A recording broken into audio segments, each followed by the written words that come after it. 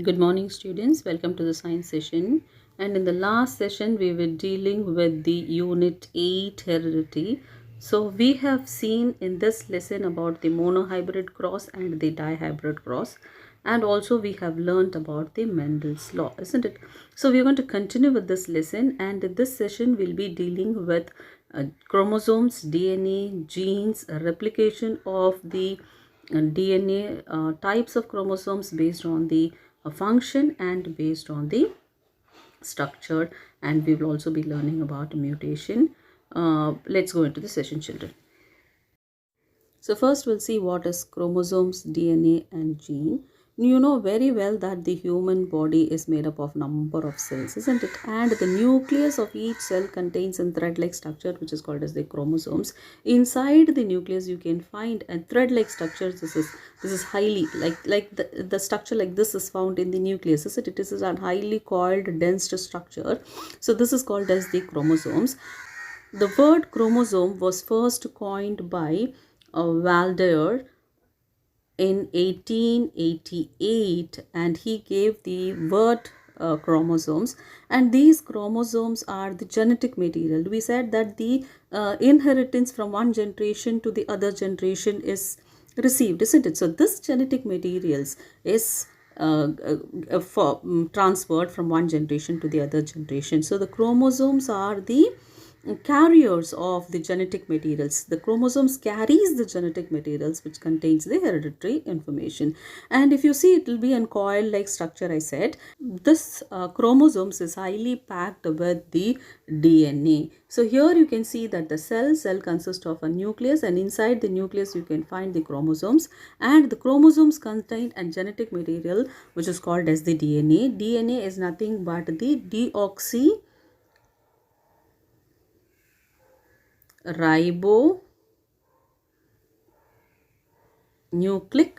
acid. What is DNA? DNA is nothing but the deoxyribonucleic acid, and this is the genetic material. And if you see genes are the segment of the DNA. A part of the chromosomes is called as the gene, which contains the genetic character and which is responsible for the inheritance of a particular character from one generation to the other generation.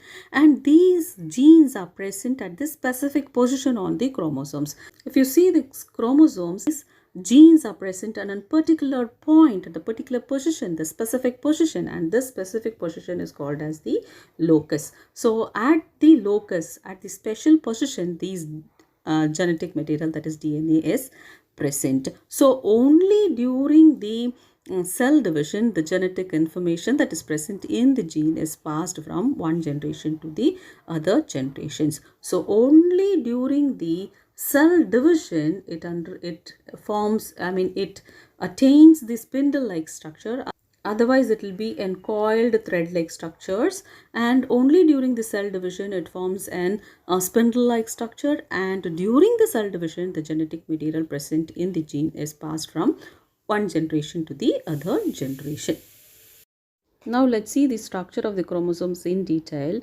If you see the structure of the chromosome, it will be a thin, long, thread-like structure inside the nucleus, right? Only during the cell division it attains the spindle-like form, right? If you see the chromosomes, it consists of two identical parts which is called as the chromatid, right? Two identical strands. These are called as strands.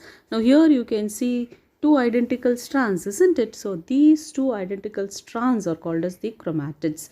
Now these chromatids are joined together or held together at a place which is called as the centromere, right? So this is the place where two identical strands are joined together.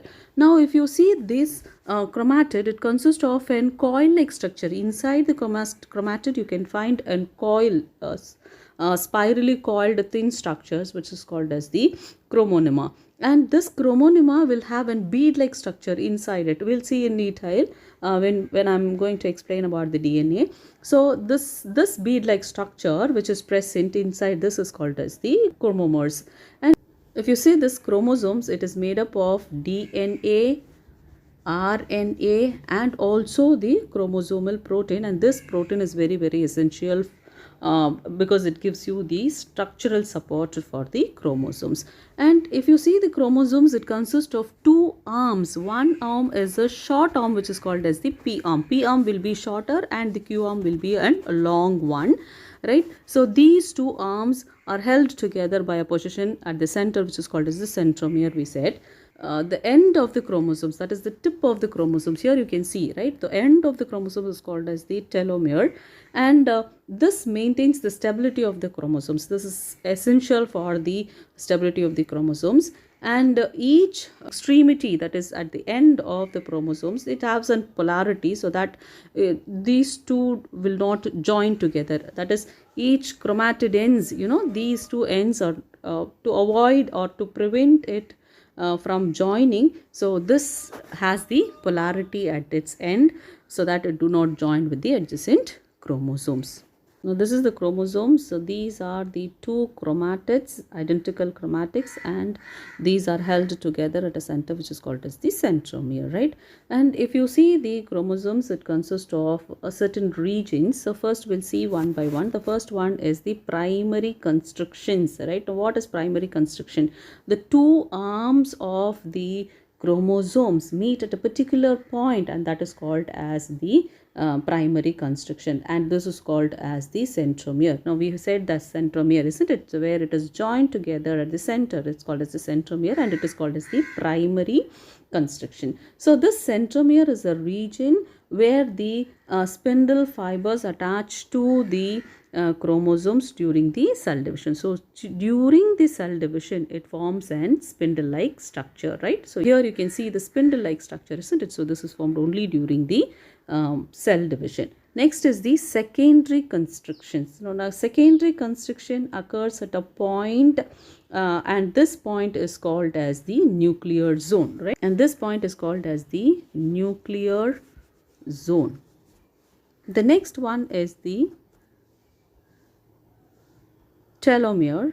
Now we saw it earlier, isn't it? So the end of the chromosome is called as the telomere, and it avoids the joining of the chromosomes with the adjacent chromosome, and this is very essential for the stability of the chromosomes. The next one is the satellite. Here you can see in the picture, right? So some of the chromosomes, not all the chromosomes, some of the chromosomes will have an knob-like structure at the end, and this is called as the satellite. And it is, if the chromosomes has the satellite, then it is called as the SAT chromosomes. If it contains satellite, then it is called as the SAT chromosome. Now let's see the types of the chromosomes based on the position of the centromere, right? Now we said that the centromere is the point where the two chromatids are held together at the center, isn't it? Now based on the position of the centromere, the chromosomes are classified into telocentric, metacentric, metacentric, and the acrocentric. Now let's see them one by one. Now here you can see the pictures of the types of the chromosomes. The first one is the telocentric. Now the centromere is found at the proximal end, that is at the terminal end, and they are similar to the rod-like structures. And here you can find a rod-shaped chromosomes, isn't it, where the centromere is at the top, proximal end, at the terminal end, right? So this type of chromosomes is called as the telocentric.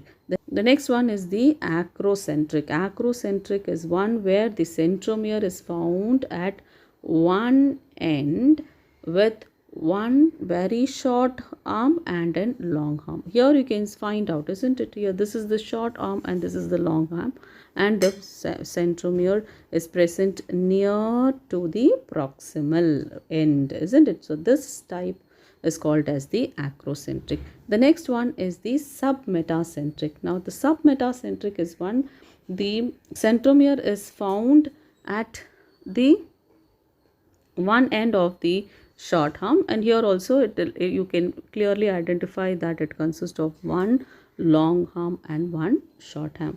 right? And this will be an L-shaped chromosomes. Here you can find out, right? So they are L-shaped chromosomes, and this is also on rod-shaped chromosomes. The acrocentric is also on rod-shaped chromosomes, while the submetacentric is the L-shaped chromosomes, or you can say it as in J-shaped chromosomes. So they are J-shaped or L-shaped chromosomes. The next one is the metacentric. Now metacentric chromosome is one in which the centromere occurs at the center, right? Typically at the center, so that you get two equal arms, and it will be an V-shaped center, right? So these chromosomes is classified into telocentric, acrocentric, submetacentric and metacentric. Now this telocentric is one in which the centromere is present at the proximal end, and it will be a rod shaped structure, and here one short arm and one long arm is present, and this will also be in the rod shape. And the submetacentric is one, the short arm and the long arm, and here you have an J shaped or L shaped chromosomes. And the submetacentric is one in which the centromere is present at the center, right? And you have two equal arms, and it will be V-shaped. Now let's move to the types of the chromosomes based on the functions. Now chromosomes are classified into autosomes and the allosomes. So these are the two types based on the function. Autosomes contains genes that determines the body character, right?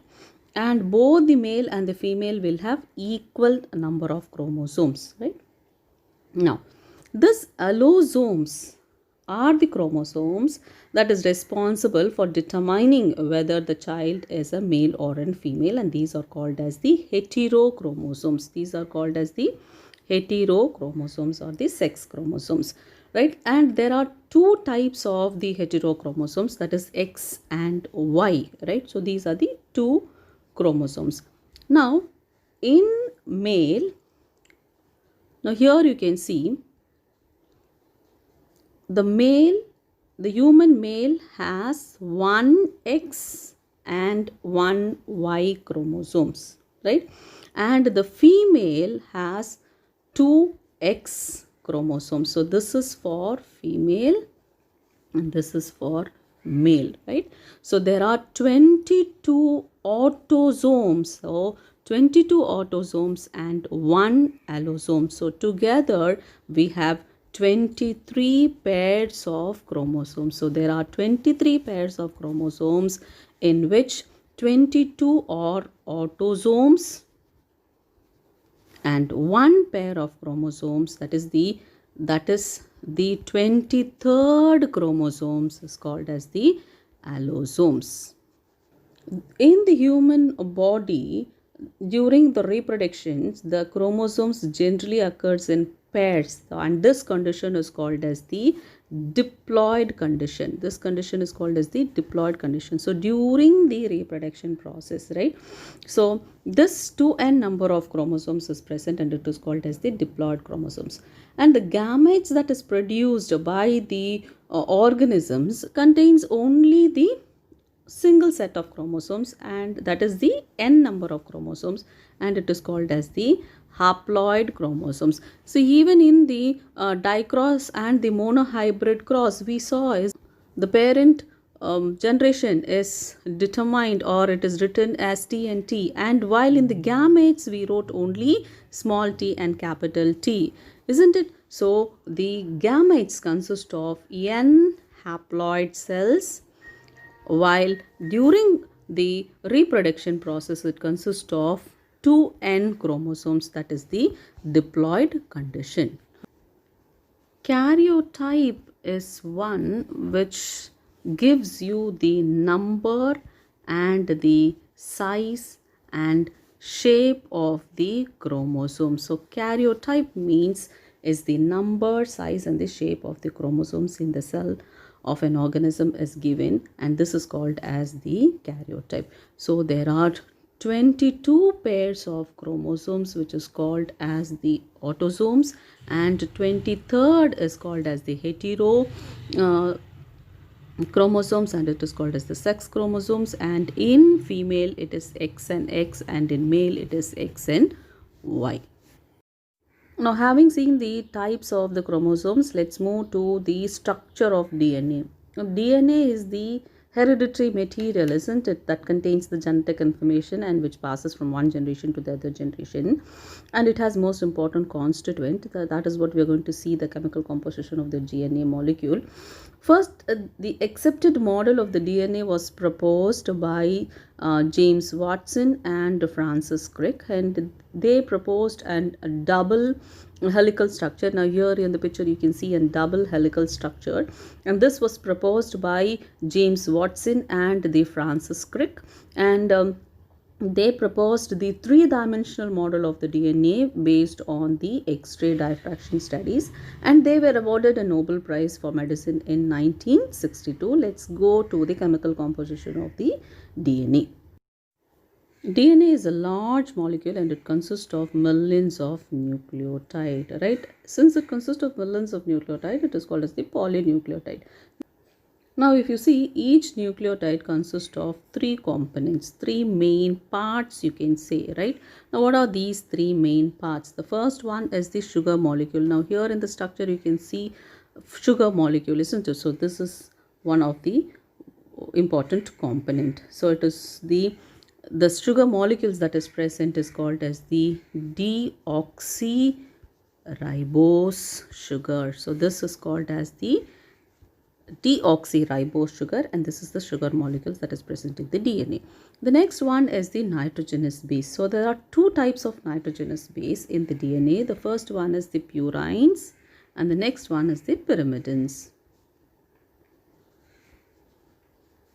Now purines, it consists of the adenine and guanine. Right, now here you can see adenine and guanine, isn't it? So this together is called as the purine. So it consists of two nitrogenous base, and one nitrogenous base is the purines, and it consists of adenine and guanine. The next one is the pyrimidines. Now pyrimidines consist of the thymine and the cytosine. So thymine and cytosine together is called as the pyrimidines, right? And the third component that is present is the phosphate group. Now here you can see a letter P, isn't it, that are joined together to the sugar molecules is nothing but the phosphate group that is present, right? So these are the two important components that is present in the nucleotide. Now this nucleotide is nothing but the combination of the nucleoside plus the phosphate molecule. Now what is this nucleoside? Nucleoside is nothing but the nitrogen base, that is we talked about the purines and the pyrimidines, isn't it? So this is the nitrogenous base plus sugar together is called as the nucleoside. The nucleoside plus the phosphate is called as the nucleotide. Now here you can see the nucleotide, right? So it consists of sugar, phosphate and the nitrogenous base. Either it can be an cytosine or thymine together, or adenine or guanine together, right? So it consists of the phosphate molecule, sugar and the nitrogenous base together is called as an nucleotide. Now the DNA molecule consists of two polynucleotide chain, right? The chain, if you see, it forms a double helix structure. Now here you can see a double helix like structure, isn't it, right? So in which these two strands, now here this is one strand, isn't it? So this is one strand and this is one strand. They run anti-parallel to one another, isn't it, right? And if you see the nitrogenous base, it is present in the center and it is linked together by the sugar and the phosphate unit. Now here you can see that the nitrogenous base is present in the center and the phosphate and the sugar molecules are linked together, right? So this unit forms the backbone for the DNA, right? So the nitrogen is base in the center, and the sugar phosphate molecules which is present at the adjacent site of the nitrogenous base forms the backbone of the DNA. Now if you see the pairing between the nitrogenous base, it is very specific, and it always occurs between the purine and the pyrimidine by the hydrogen bonding. Here you can see the dotted lines, isn't it? So these two nitrogenous base are joined together by the hydrogen bonding, right? Now adenine links with the thymine. Now here you can see that the adenine links with the thymine. Adenine is represented by A and thymine is represented by the T, right? So the adenine and the thymine are linked together by two hydrogen bonding. Cytosine and guanine are linked together by three hydrogen bonds, right? In between you can see three dotted lines, isn't it? So the cytosine and the guanine are linked together by three hydrogen bonding, and this is called as the complementary base pairing. So this pairing that takes place is called as the complementary pairing, and this gets altered. You can see in the consequent strands where it is altered. So the complement base pairing can be seen. The hydrogen bond between the nitrogenous base makes this whole DNA very stable. So because of this hydrogen bonds, the DNA molecule is very stable. Each turn of the double helix is the 34 Armstrong, that is 3.4 nanometer, and there are 10 base pairs in one complete turn. If you take one complete turn, there are 10 base pairs, right? One helix is joined together by the phosphodiester bonds. Next we'll move to DNA replication. Now DNA replication usually takes within the cell, but DNA replication is nothing but the DNA producing the exact copy of its own structure. So that is called as the replication process. Now here you can see there are two strands, isn't it? So this is one strand and this is one strand, isn't it? So these are the two strands of the DNA molecule, isn't it? And these two strands are the complementary base. This is one complementary base and this is one complementary base, isn't it? So each strands provides the information that is needed to produce for its new strand. Now because it is producing the exact copy of its own structure, isn't it? So the DNA molecule have this complementary base, isn't it? So the nucleotides of each strand will provide information that is required for the exact copy that is being produced, right? So the two daughter cells contains the same exact genetic informations, and the exact copy of the DNA will be produced. Now this consists of the various steps. Now let's see the first step. The first one is the origin of replication. The second one is the unwinding of the DNA molecule. The third is the formation of the RNA primer. And the last is the synthesis of new complementary strand from the parent strand. Now let's see them one by one. First one is the origin of replication. Now what is the origin of replication? Now a specific point of a DNA where the replication, where the exact copies is formed, is the origin, is the place where the replication starts, isn't it?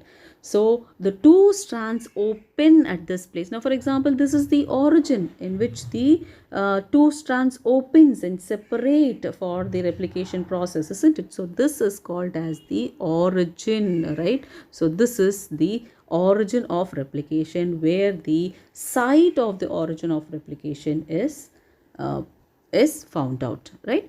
The next one is the unwinding of the DNA molecule.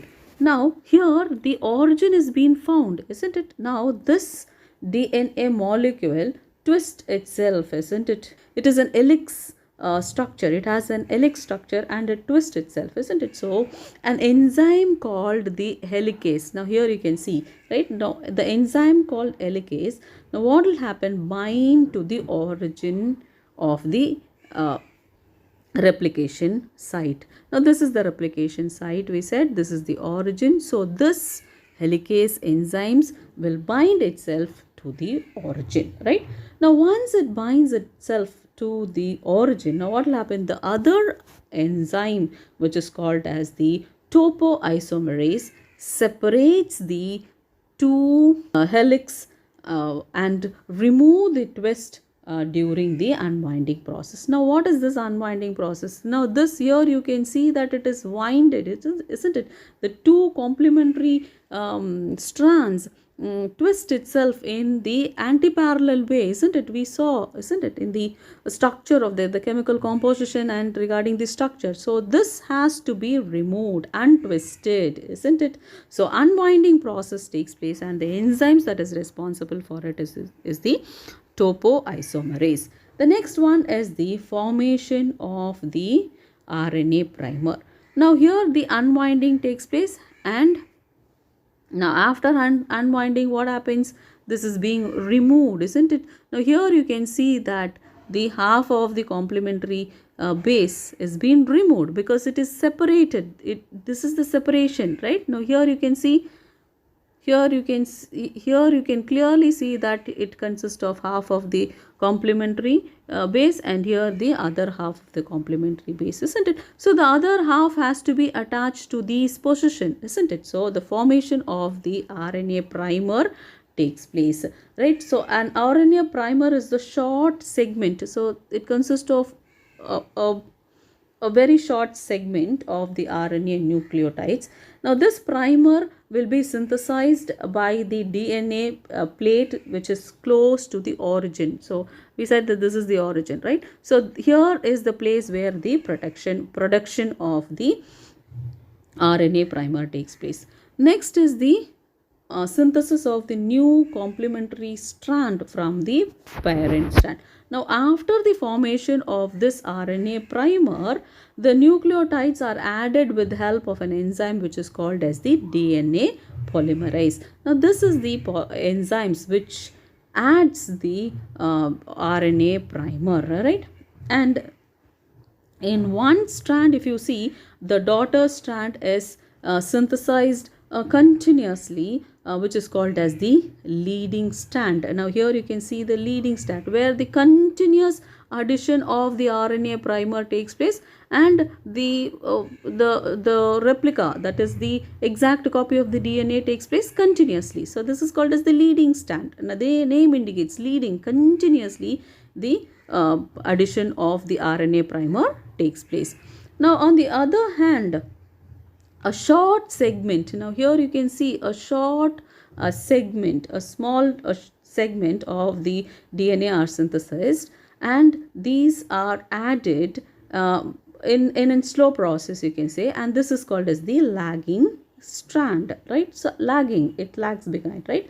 And the small segments that is synthesized are called as the Okazaki fragments. Now here you can see Okazaki fragments, and these fragments are added with the help of an enzyme which is called as the DNA ligase. Now this is the enzymes which adds this shorter segments, that is the Okazaki segments, into the lagging strand, right? So the replication, now this is how it continues, isn't it? This is the leading strand where the continuous addition of the RNA primer takes place, and this is the lagging strand where the Okazaki fragments are added, and that is added with the help of the DNA ligase, isn't it?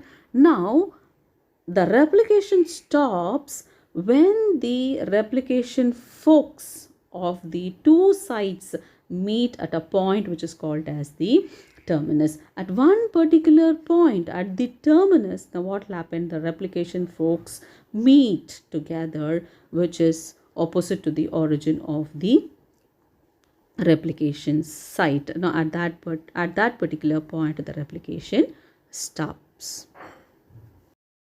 Now chromosome plays a very important role in determining whether the zygote will turn into a male or a female child, right? So the chromosomes are involved in the fertilization process, in determining the male or a female child. Now we said that there are 23 pairs of chromosomes, isn't it? There are 23 pairs of chromosomes, in which 22 pairs are called as autosomes, and the 23rd one is called as the allosomes, isn't it? And this allosomes is responsible, or it determines whether the child is a female or a male child, right? In female gamete, the chromosome is 22 plus XX. This is what we said earlier, isn't it, for the female. Now for the male, it will be 22 plus XY. So this two is the allosomes, right? Now here human females are the homogametic and the human males are the heterogametic, because it consists of X and Y. During fertilization of 22 plus X with the sperm 22 plus X will produce a female child 22 plus XX, right? Now if the fertilization is between 22X and 22 plus Y, then it will give rise to a male child with 44 plus XY, right? So the sperm produced by the father determines whether the child is a male or a female, and the mother is not responsible in determining whether the child is a male child or a female child. Next we'll move to what is called as mutation. Right? Now the mutation is nothing but the inheritable sudden change in the genetic material, that is the DNA of an organism. Now if you see, there will be a sudden change in the structure or the number of the chromosomes, and this results in the chromosomal mutation, right? And if you see the mutation, it is classified into two main types, that is the chromosomal mutation and the gene mutation. Now chromosomal mutation is nothing but there will be a sudden change in the number of the chromosomes or the structure of the chromosomes. Now for example, there can be a change in the structure of the chromosomes. So structure in the sense, the structural change in the chromosomes may occur due to the errors in the cell division. When there is an error in the cell division, there can be a change in the structure. Change in the number and the arrangement of the gene will also result in the chromosomal mutation. And the second one is the change in the number of the chromosomes. So this is called as the ploidy. Now this is again divided into euploidy and aneuploidy. Euploidy is nothing but usually the chromosomes will be more than the usual number. Now for example, we said that the diploid chromosomes are present, that is 2n number of chromosomes are present, right? Now if there are triploid, that is 3 haploid, that is 3n number of chromosomes, or the set of chromosomes is present in an individual, it is called as the triploidy, that is 3n, and it will also lead to the mutation which is called as the euploidy, right? Or there can be an tetraploidy, that is 4n, that is 4 haploid sets of chromosomes. Next is the aneuploidy. Aneuploidy is nothing but there can be a gain or loss of one or more sets of the chromosomes. Now for example, monosomy. Monosomy is nothing but 2n minus 1, where there is a loss of one or one chromosomes, right? Next one is the trisomy. Trisomy is the addition of one of the chromosomes, that is gain of one chromosomes, that is 2n plus 1. Nullisomy is nothing but 2n minus 1, so there is a loss of 2 chromosomes, right? And this leads to a disease which is called as the Down syndrome, is one of the common disease in the aneuploidy condition. Now if you see the Down syndrome, it was the condition that was first identified by a doctor in 1866, and here the condition of the chromosomes is the trisomy 21, right? Now in the 21 there are 3 sets of chromosomes. Here in the picture you can see, right? So there are 22 chromosomes, and we said that the 33rd chromosomes will be the allosomes, and in the 21st chromosomes, that is trisomy, there is an exact copy of the chromosomes 21. So this is associated, you can say there can be an a delayed development, mental retarded, behavioral problems will also be there, vision gets affected, hearing disabilities will be the condition, will be certain symptoms for these children, right? Now, and if you see the gene mutation, in gene mutation, the changes occur in the nucleoploid sequence. Now, we saw the sequence, isn't it, where the adenine, guanine, and thymine and the cytosine are arranged, isn't it? So, there will be a change in the nucleoside sequence of the gene, and this involves either the substitution, deletion, or the insertion. There can be an extra nitrogenous base that can be added, one or more nitrogenous base can be added, right? So these gene alteration, if you see, it also results in the abnormal protein formation in the organisms. So this is about the mutation. So with this we come to the end of this lesson, children. So in this lesson we saw about the monohybrid cross, dihybrid cross, what are chromosomes, genes, DNA. Now what is the structure of the chromosomes? Now what is the replication, DNA replication, determination of a male child or an female child during fertilization, and mutation, right? We have also seen about Down syndrome, a disease that is caused due to the mutation of the chromosomes. Now your homework for today is in page number 272. You can find the long answer question. Now under the long answer question, your homework for today is question number 2 and 3. How is the structure of the DNA organized, and what is the biological significance of DNA? The sex of a newborn child is a matter of chance, and neither of the parents may be considered responsible for it. What would be the possible fusion of the gametes to determine the sex of the child? So these are the two questions. So I have uploaded the PDF. You can check the PDF and answer these two questions. And for the second question, you have to draw the diagram of the DNA and complete these two questions. So totally you will have 3 questions to be answered, to be written in the classwork. Submit your classwork in the school office on Friday. We'll meet you in the next session with a new chapter. Thank you, children.